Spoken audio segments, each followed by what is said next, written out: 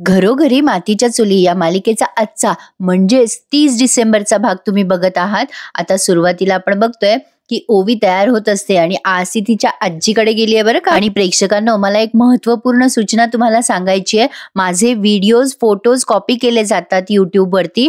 खूप मेहनत लागते प्रेक्षकांनो हा रिव्ह्यू तुमच्यापर्यंत प्रेझेंट करायला.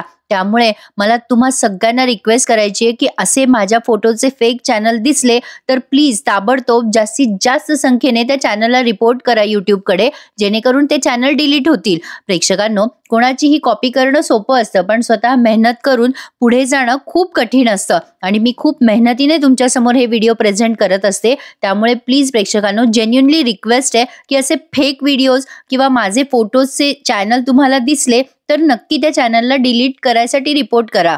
जे माझे जुने सबस्क्रायबर आहेत त्यांना माहिती आहे की स्टारसाठी माझं हे एक चॅनल आहे आणि माझं मोठं चॅनल दुसरं आहे. मी अनघा, माझी आवडती सिरियल, माझ्या चॅनलचे कॉपी केले जात आहेत फोटो. त्यामुळे प्लीज तुम्हा सगळ्यांना हार्टली रिक्वेस्ट आहे की असे चॅनल रिपोर्ट करा. प्लीज प्रेक्षकांनो, एक जेन्युइन विनंती आहे. तर आपल्या रिव्ह्यूला सुरुवात करूया. आता ओवी तिच्या आजीला भेटायला गेली आहे. जानकी तिला म्हणते लवकर ये हा ओवी. पण आता ऋषिकेश बाथरूम मध्ये अडकलाय ना, आणि आता त्याच्या बोलण्याचा मार्ग म्हणजे ओवी ती नेमकी घरात नाहीये. आता तो आतनं ओरडत असतो बाथरूम मधनं, ओवी ए ओवी मला टॉवेल दे ग. आता ओवी बोलत नाही, त्यामुळे आता या ऋषिकेशची पंचायत झाली आहे. बरं आता बघा प्रेक्षकांनो, टॉवेल तर मला बाथरूम मध्येच दिसलाय, पण तरी हा टॉवेल टॉवेल करून का ओरडतोय हे त्याचं त्यालाच माहिती. आता जानकी पोळ्या करत असते आणि ती वैतागते याच्या आवाजामुळे. हा खूप ओरडत असतो, ओवी ए ओवी. शेवटी जानकी म्हणते ओवी घरात नाहीये, आणि ओवी तसाच पसारा घरात ठेवून गेली आहे. आणि ऋषिकेशच्या लक्षात येतं की ओवी घरात नाहीये. आणि मग आता पुन्हा विचार करते जानकी, हे ओवीसाठी का हाका मारताय, यांना काही हवंय का.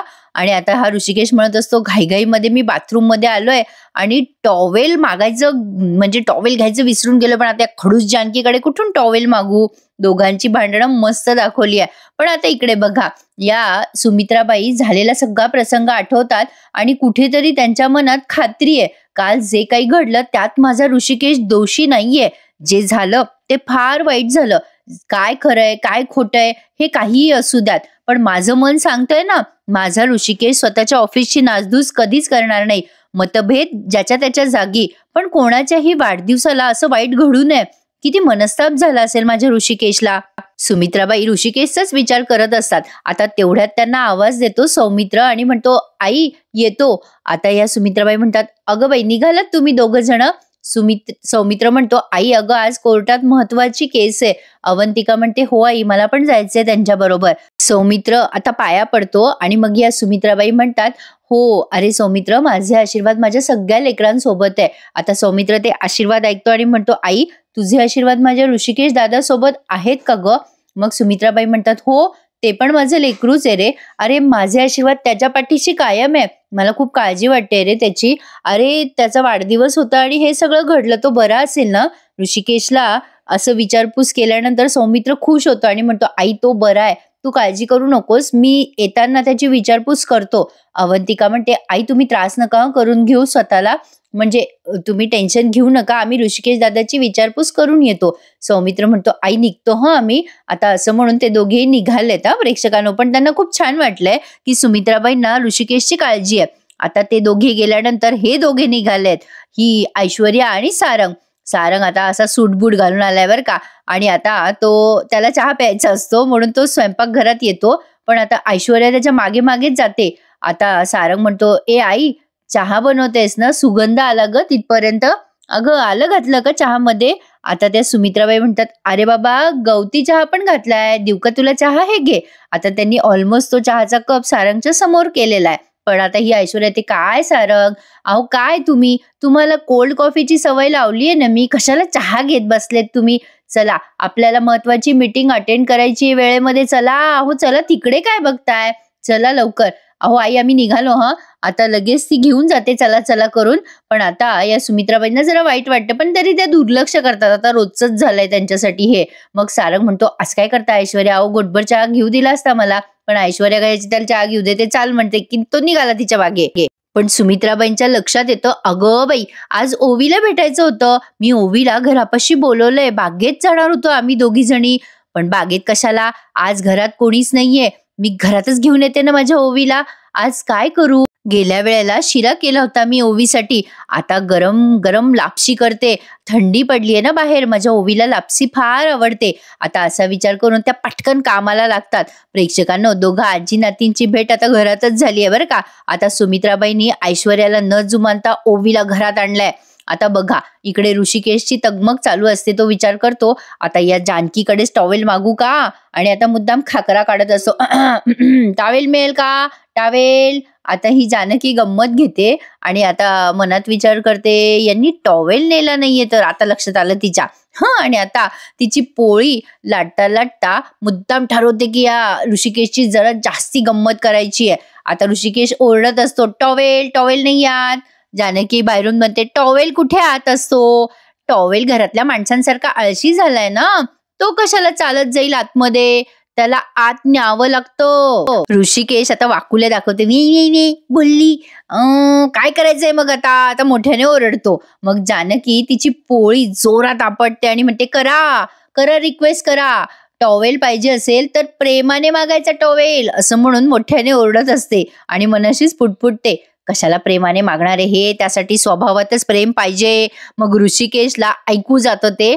तो म्हणतो, माझ्या स्वभावाबद्दल नंतर बोल, मला थंडी वाजते, टॉवेल दे. आता जानकी म्हणते, धुवायला टाकले टॉवेल, मी नाही देणार.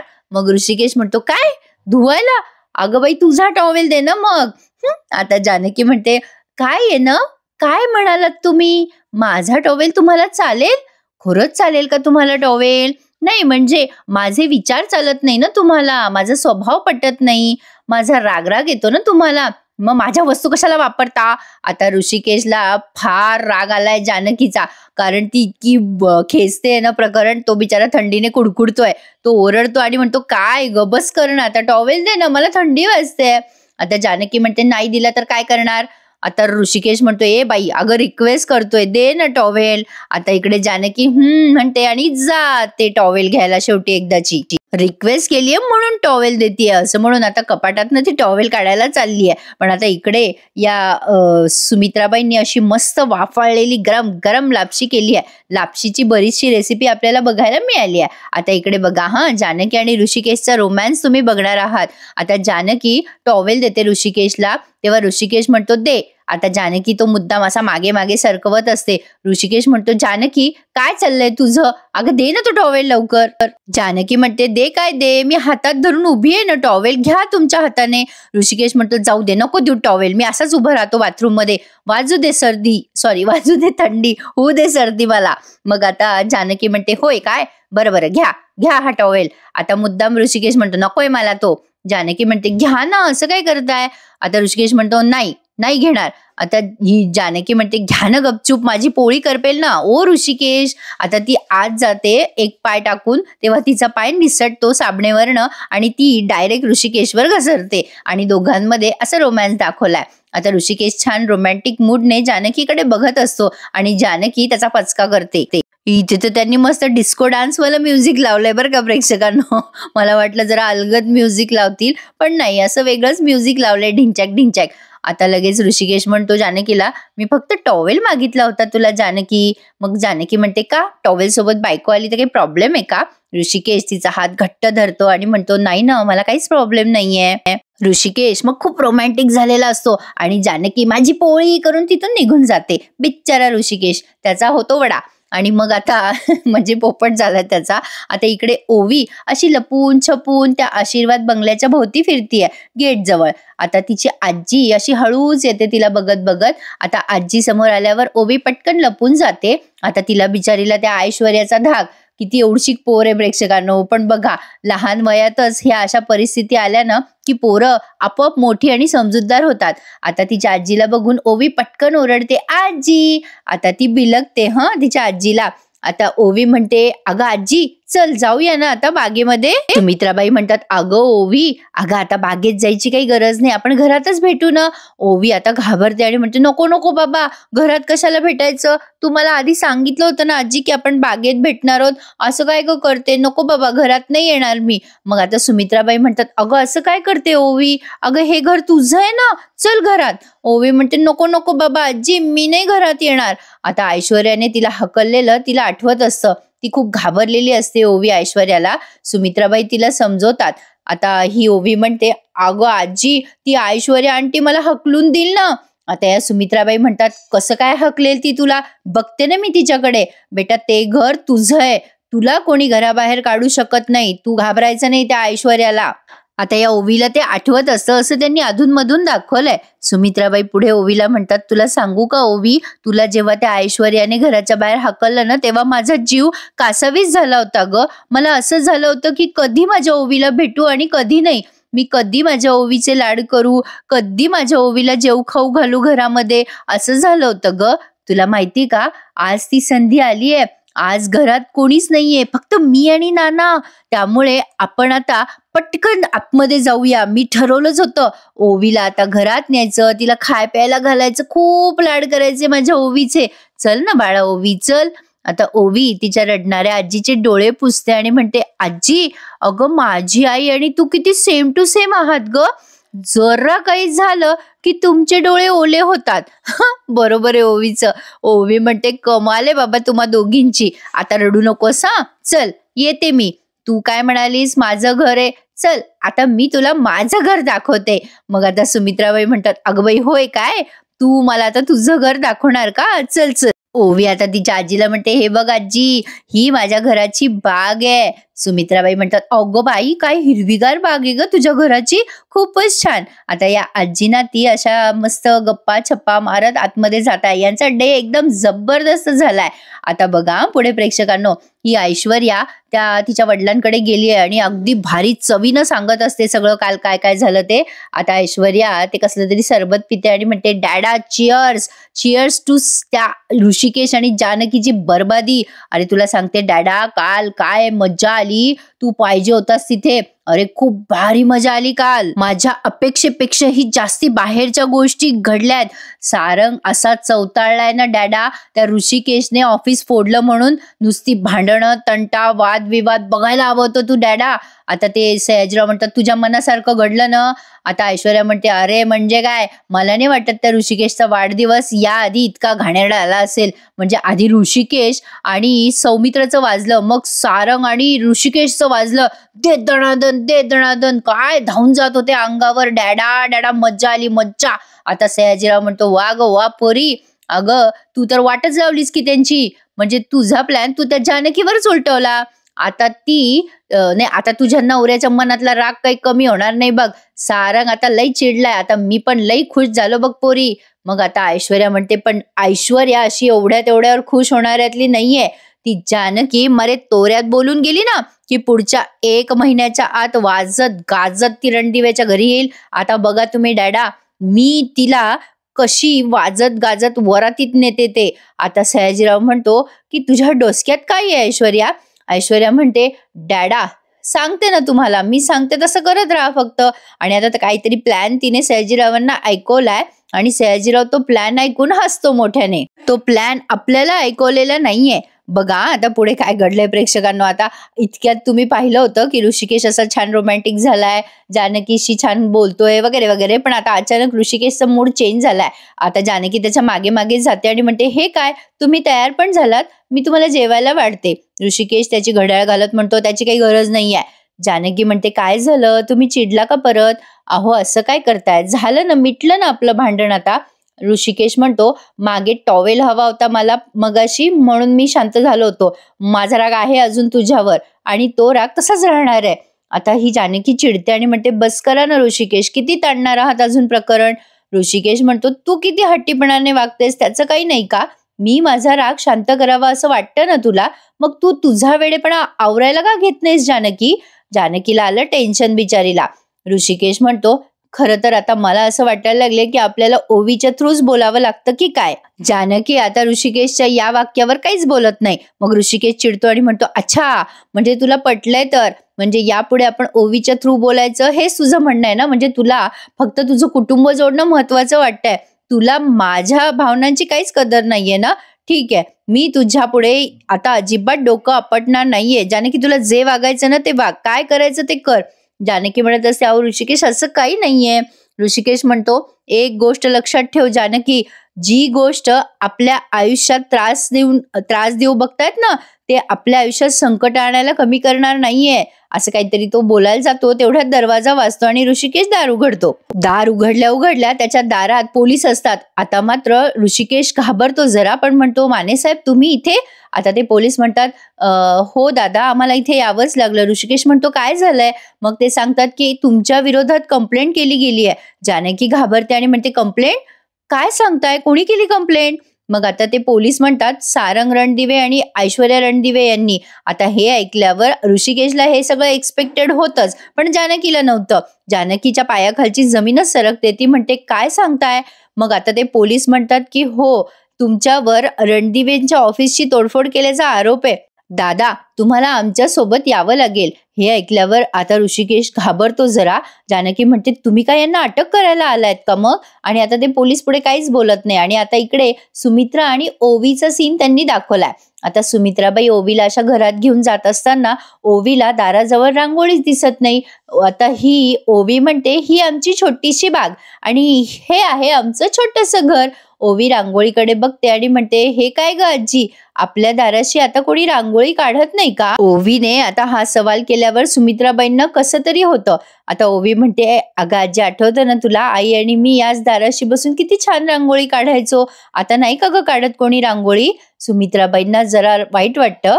आता ती ओवी म्हणते, जाऊ दे आजी, अगं नको टेन्शन घेऊ, आपण काढू ना नंतर रांगोळी, आता आपण आतमध्ये जाऊ.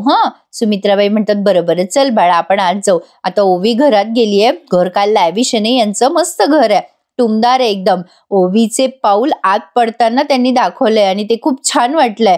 ओवी म्हणते, आजी आता आज ना मी घरी जायच्या आतच ठरवू, उद्या कुठे भेटायचंय काय नाही, म्हणजे माझ्याकडे कुठे फोन आहे ग तुला कॉन्टॅक्ट करायला. घरात असं आतमध्ये प्रवेश करता करता ओवी तिच्या आजीशी बोलते. आता सुमित्राबाई म्हणतात, हे बाकी बरं आहे होय, तुझ्याकडे मोबाईल नाहीये ते? आता ओवी म्हणते, का ग आजी असं का म्हणतेस? सुमित्राबाई म्हणतात, अगं आमच्या पिढीसाठी ते चांगलंच आहे ना, तुझ्याकडे जर मोबाईल असता तर तू अशी मला भेटली असती का? त्या मोबाईल मध्येच गुरफटून गेली असतीस तू. मोबाईल फोन घेतला की तू फुर्र होऊन जाशील. ओवी म्हणते, नाही ग आजी, असं कधीच होणार नाही, मी तुझा आई बाबांचा आणि नाना आजोबांचा हात कधीच सोडणार नाही. आता या सुमित्राबाई म्हणतात, खरं का ग पिल्लू, तुला भूक लागली असेल ना, आता तुझ्यासाठी मी खूप छान खाऊ केलेला आहे, ओळख बघू मी काय केलंय. मग आता ओवी म्हणते, शिरा केलास का?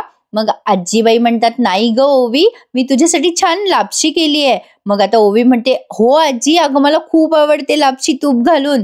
आता त्या म्हणतात, हो तूप घालूनच केली आहे तुझ्यासाठी लापशी, आणते तुला. आता या सुमित्राबाई पटकन लापशी आणतात तिच्यासाठी. आता ओवी म्हणते, आजी जोरात भूक लागलीये, दे ना लवकर लापशी. आता सुमित्राबाई म्हणतात, चल चल आपण मस्त तिथे झोक्यावर बसू आणि आपण गप्पा मारत मारत छान ओवी लापशी खाऊयात. चल ओवी. आता सुमित्राबाईंनी तिला झोक्यावर बसवलंय. ओवी म्हणते, आजी वाव, लापशी is looking like a wow, खूप भारी झाली आहे लापशी. आता या सुमित्राबाई म्हणतात, हो ना, चल खा बरं मग. आता ओवी लापसी खूप एन्जॉय करत असते प्रेक्षकांनो. पण इकडे तिच्या बाबांचं अवघड होऊन बसलं ना. आता ऋषिकेश तिथे पोलीस स्टेशनला जाणार आहे, पण आता ही जानकी घाबरते आणि या ऋषिकेशचा हात घट्ट धरते आणि म्हणते, नाही बाबा नाही, मी यांना जाऊ देणार नाही कुठे. हे बघा इन्स्पेक्टर साहेब, माझ्या ऋषिकेशनी काहीही केलेलं नाहीये, मी असं त्यांना जाऊ देणार नाही, माझ्यावर विश्वास ठेवा. जानकी ऋषिकेशचा हात घट्ट धरते. आता ते पोलीस जरा चांगले आहेत प्रेक्षकांनो, त्यामुळे बरं आहे. आता ते म्हणतात, हे बघा जानकीताई, आमची खात्री आहे, अहो आमचे ऋषिकेश दादा असं वागूच शकत नाही. जानकी म्हणते, आहे ना तुमची खात्री, मग का घेऊन जाताय पोलीस स्टेशनला यांना? आता ते म्हणतात की अहो ताई काय करणार, ऑफिशियल कंप्लेंट केली गेली आहे ना, त्यामुळे आम्हाला सगळ्या प्रोसिजर फॉलो करावे लागतात. आता ही जानकी म्हणते, खोटारड्या कंप्लेंटच्या कशाच्या आलाय प्रोसिजर? ऋषिकेश तिला समजवतो, अगं जानकी हे बघ, त्यांना त्यांचं काम करू दे, तू शांत हो. आता ऋषिकेश दोन्ही हात असे पुढे करतो बेड्या ठोकायसाठी. मग ते पोलीस म्हणतात की अहो दादा असं नका करू. ऋषिकेश म्हणतो अहो तुम्ही नियमाप्रमाणे तुमची कारवाई करा, तुम्ही अटक करू शकता मला. मग ते पोलीस म्हणतात नाही नाही ऋषिकेश दादा, अहो ज्या हातामुळे गावचा विकास झालाय त्या हाताला मी बेड्या ठोकीन का? अहो गरजच नाहीये त्याची. अजून तुमच्यावरचा आरोप सिद्धच झालेला नाहीये, त्यासाठी आम्हाला तुमचीच मदत लागणार आहे. ऋषिकेश म्हणतो म्हणजे कसली मदत? आता ते म्हणतात की त्या लोकांनी रणदिवे ऑफिसमध्ये तोडफोड केली आहे, त्यांची ओळख आपल्याला पटवायची आहे. आम्ही काही संशयितांना ताब्यात घेतलंय, तुम्ही जर त्यांना ओळखत असाल तर तेवढं मात्र आम्हाला सांगा. ऋषिकेश म्हणतो ठीक आहे, काही हरकत नाहीये, मी येतो तुमच्या बरोबर, चला. आता ऋषिकेश जाता जाता जानकीला म्हणतो बघ जानकी, जे लोक सख्खे नाहीयेत त्यांना माझ्यावर विश्वास आहे, पण तू ते कुटुंब सांभाळायला चालली आहेस ज्या कुटुंबांनी माझ्या कपाळावर हा असा शिक्का मारलाय की मी जी गोष्ट केलीच नाहीये ती गोष्ट ते माझ्यावर थोपवतायत. जानकी बघ काय करतेस तू. आता असं बोलून ऋषिकेश तिथून निघून जातो. पण आता जानकीला आलं ना टेन्शन, पुढे काय करायचं याचं. आता प्रेक्षकांनो हा भाग इथे संपलाय, पण पुढचा भाग धमाकेदार आहे. मी तर वाट बघते उद्याच्या भागाची. आता ही ऐश्वर्या येते घरी आणि बरीच शॉपिंग करून आलेली आहे ती. ऐश्वर्या घरी आल्या आल्या तिला लहान मुलीची सँडल दिसते. आता ऐश्वर्या दारातच म्हणते लहान मुलीची सँडल, आणि तिला ओवीचा आवाज येतो. ओवी नाना आजोबांना भेटून निघालेली असते. तेवढ्यात ऐश्वर्या येते आणि म्हणते वा आई वा, अहो हिचा बाप आपल्या ऑफिसची तोडफोड करतो, हिची आई आपली घर फोडते आणि तरी सुद्धा तुम्ही ह्यांच्या पोरीला आपल्या घरात आणताय. आता या सुमित्राबाई ओरडतात आणि म्हणतात ए ऐश्वर्या, तुझं तोंड बंद ठेवलं नाहीस ना तर तुझं तोंडच फोडेन मी आता. अरे बापरे. आता सुमित्राबाई चांगल्या संताप. सौमित्र इकडे चिडलेला असो, तो म्हणतो वहिनी त्या ऐश्वर्याने दादाची कंप्लेंट केली ना, आता बघ सारंगची आणि ऐश्वर्याची कशी वरात काढतो मी. नाही त्यांचा तुकडा पाडला ना वकील म्हणून कोर्टात तर नावाचा सौमित्र नाहीये, आणि ही जानकी नक्की त्याला आडवी जाणारी, नको भाऊजी कशाला करता वगैरे वगैरे. पण बघू आपण पुढे काय काय घडतंय ते. आजचा भाग छान होता की नाही? मग आपल्या चॅनलला सबस्क्राईब करायला प्लीज विसरू नका. तुमच्या मित्रमंडळींना सुद्धा आपलं चॅनल शेअर करा प्रेक्षकांनो, ज्यांना ही मालिका आवडते. आणि तुम्हाला सांगितल्याप्रमाणे असे फेक चॅनल दिसले तर त्यांना रिपोर्ट करायला विसरू नका. So please subscribe my channel and enjoy my all reviews. धन्यवाद.